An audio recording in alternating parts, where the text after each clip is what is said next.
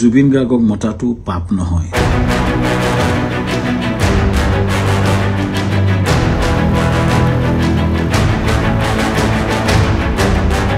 মুখাৰে আঁৰত জীয়াবা কিমান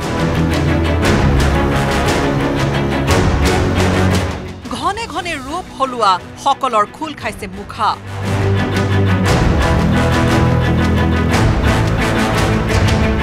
সামাজিক মাধ্যমত ভাইৰেল শ্যাম কানুৰ নগ্ন ফটো।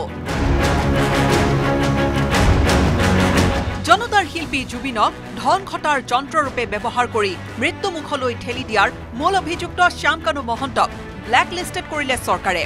আৰু তাৰ পিছতে এতিয়া পোহৰলৈ আহিছে আদ্যপন্তৰ ভাও দিয়া শ্যাম কানু মহন্তৰ মুখাৰ আঁৰৰ মুখ। খোল খাইছে শ্যাম কানুৰ ভদ্ৰতাৰ মুখা। বিত্তীয় উপদেষ্টাৰ পৰা সংস্কৃতিৰ বেপাৰী হোৱা শ্যাম কানুৰ বহু কলংকিত অধ্যায় হৈছে ৰাজহুৱা। কাম দিয়াৰ প্ৰলোভনেৰে শ্যাম কানুৱে যৌন শোষণ চলোৱাৰ উঠিছে অভিযোগ। অভিযোগ অনুসৰি অতি নিকৃষ্ট মানসিকতাৰ শ্যাম কানু মহন্তৰ যৌন লিপ্সা পূৰণ নকৰিলে তেওঁৰ কাম নাপায় মহিলা শিল্পীয়ে। সংস্কৃতিৰ দালালিৰে কাললৈ কুখ্যাতি গঢ়া শ্যাম কানু মহন্তৰ অনুষ্ঠানত অংশ ল'বলৈ হলে যুৱতী মহিলাক অকলে লগ কৰাৰ প্ৰস্তাৱ দিয়াৰ অভিযোগ। জনপ্ৰিয় গায়িকা গীতালি কাকতিয়ে ৰাজহুৱাকৈ শ্যাম কানু মহন্তৰ বিৰুদ্ধে উত্থাপন কৰিলে এই গুৰুতৰ অভিযোগ। শ্যাম কানু মহন্তৰ পৰা মইতো এনেও অনুষ্ঠান আশা নকৰোঁ। তেওঁক মই আগৰ পৰাই বেয়া পাওঁ। তেওঁৰ এটিটিউডটোৱে মোৰ ভাল নালাগে। কাৰণ তেওঁ অনুষ্ঠান পাতিলে বোলে এক্সট্ৰাকে যাব লাগে তেওঁৰ ওচৰলৈ।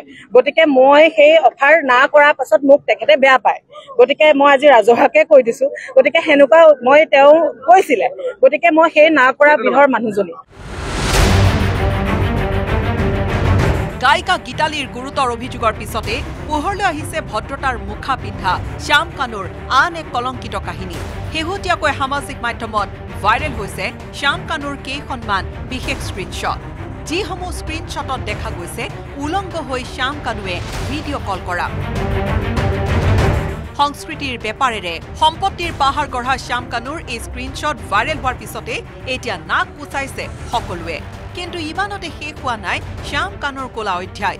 জুবিন দাৰ অপমৃত্যুৰ পিছতে জাঙুৰ খাই উঠা প্ৰতিবেশীয়ে উদঙাইছে শ্যাম কানুৰ ৰূপ। প্ৰতিবেশীৰ ভাষ্য, দিনত ভদ্ৰতাৰ মুখা পিন্ধা শ্যাম কানুৰ ঘৰত বহু নিশালৈ হৈছিল উদ্যাম পাৰ্টি। যিবোৰ পাৰ্টিলৈ আগমন ঘটিছিল ৰহস্যময় যুৱতীৰ পৰা বহু তথাকথিত অভিজাত লোকৰ। শ্যাম কানুৰ প্ৰতিবেশী বুলিবলৈ আজি লাজ পাইছে বুলি মন্তব্য ৰাইজৰ।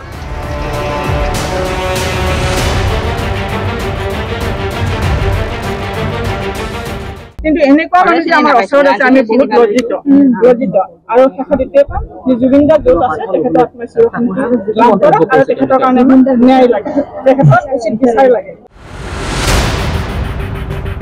শ্যাম কানু মহন্তৰ অট্টালিকাত থকা ব্যক্তিগত নিৰাপত্তাৰক্ষীয়ে জনাইছে প্ৰায়ে ঘৰটোত চলিছিল ৰঙীন পাৰ্টি। জুবিনৰ মৃত্যুত ব্যথিত শ্যাম কানুৰ ব্যক্তিগত নিৰাপত্তাৰক্ষীয়েও বিচাৰিলে দোষীৰ কঠোৰ শাস্তি। কৰ্তব্য আছিলে তেখেতৰ, বোলে মই অসমৰ পৰা মানুহ এজন লৈ আহিছিলোঁ, এক টুকুৰা হীৰা লৈ আহিছোঁ, যদি সংৰক্ষণ কৰিব নোৱাৰোঁ, হয় নহয়? গতিকে এইখিনি কথা সকলোৱে জানে। শাস্তি হ'ব লাগে নে নালাগে দাদা শ্যাম কানু মহন্তৰ? এতিয়া আপুনি কি ভাবে? আপুনি যিটো দেখি আছে আপুনি কি ভাবে সাধাৰণ এজন মানুহ হিচাপে? শ্যাম কানু যিয়ে দোষী বিচাৰত যিয়ে দোষী হৈছে, দোষীবিলাকে শাস্তি পাব লাগে। এইটো মই ক'ব।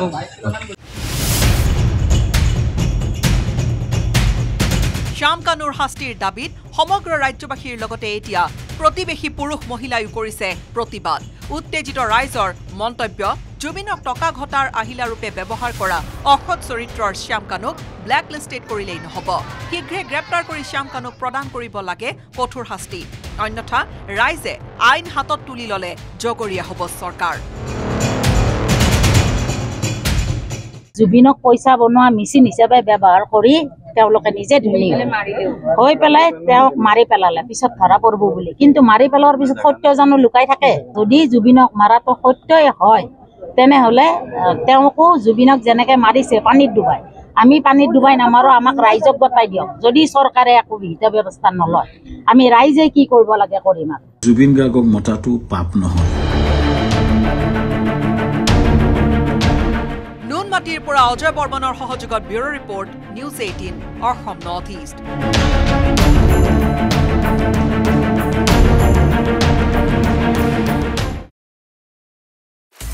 আপুনি বিচৰা বাতৰি পাব কেৱল নিউজ 18 এপত নিউজ 18 এপ ডাউনলোড কৰিবলৈ স্ক্যান কৰক এই QR কোড গুগল প্লে ষ্টৰতো পাব এই নিউজ 18 এপ